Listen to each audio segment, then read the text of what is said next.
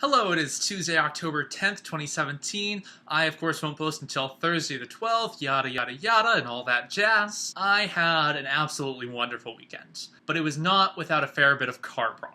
A little while back, I had a check engine light come on in my car. When I had an oil change, I asked the local mechanic to take a look at it, but by the time I got to my oil change appointment, the light had just turned back off. So when that light popped back on again, I was kind of hoping it would just once again turn off, because I wasn't sure how it was going to work with leaving my car at an auto place and then getting back to school. Anyway, last weekend I had plans to visit Shannon in Cedar Falls because that's where she goes to college. So I set off for class Friday afternoon, and I was more concerned because my car actually had a little bit of problems like turning on. But anyway, I'm going down the road and I eventually see that I have a low air pressure light come on in my car, and so I pull off at a gas station with the hopes of using the air pump. Turns out this gas station didn't have an air pump, but luckily I have one that I just keep in my car. It's like a mobile air compressor that you just plug into the cigarette lighter. And so I sat in the rain for a good 6 minutes pumping up my tire, and then I was back on my way. So as it turns out, Shannon also had her own car problem. Last Thursday, she had a low tire, so she and Isaiah flipped out the spare, which started smoking when they tried to drive on it. So when I first got to Cedar Falls, one of the first things we did was we took her car to the Walmart auto body place so that they could check out her tire. It turns out that they were like booked out for the end of the day. So I had the idea that we could just flip Shannon's tire back out to the normal one. I could lend her this air pump in case it kept going low, and then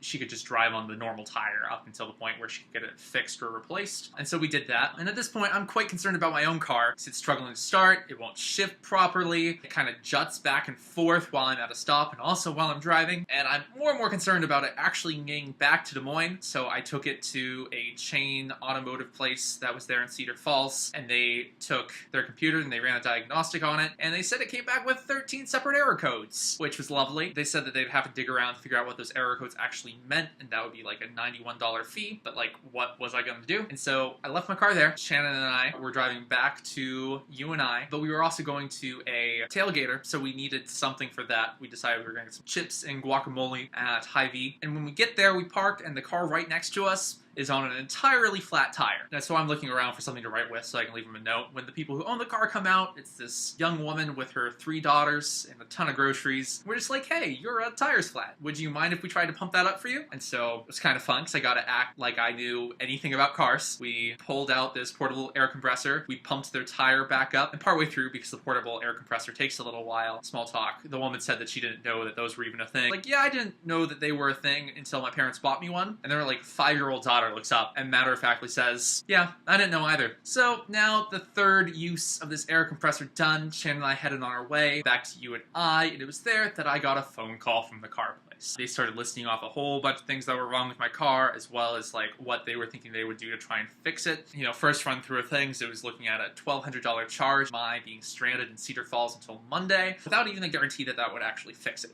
So I called my dad expecting to just confirm that course of action, and I was telling him about this, and he said that, yeah, this kind of sounds like a setup. And so he calls them, they agree that it's safe enough to drive on. So my new course of action is to drive my car back home so that we can take it to our local mechanic, who we trust lots and lots because they're amazing, and just get a second opinion. But before leaving Cedar Falls, Shannon and I wanted some dinner, and so we went to Domino's, and we ordered a pizza, and we were sitting in a parking lot there in her car eating said pizza, when all of a sudden her car lurches forward because it's been hit by a truck that was trying to leave said parking lot. And so we bounced out of the car, we look at the damage, poor kid who was driving comes over and is like incredibly apologetic, and there were like 2 scratches in the paint is about what it amounted to, and so Shannon, bless her heart, is like, no, it's totally fine, go, it's okay, not a big problem, all of those things. So later that night, I drove home. Ultimately, my car got dropped off at Raceway. My dad drove me back to Drake. Turns out there was an air hose that came loose, so Raceway just put that back on. Also, they recommended that I get new brake pads, but yeah, not the big long list of things that the other place had recommended. Long and short of it, lesson learned. I would like to stress that I actually had a wonderful weekend with my darling, and then I got to come home and spend some time with my family and just have like a day off, but it was just like one thing after another with cars. Megan, Melissa, occasional subscriber, and random internet user, all the best and safe travels.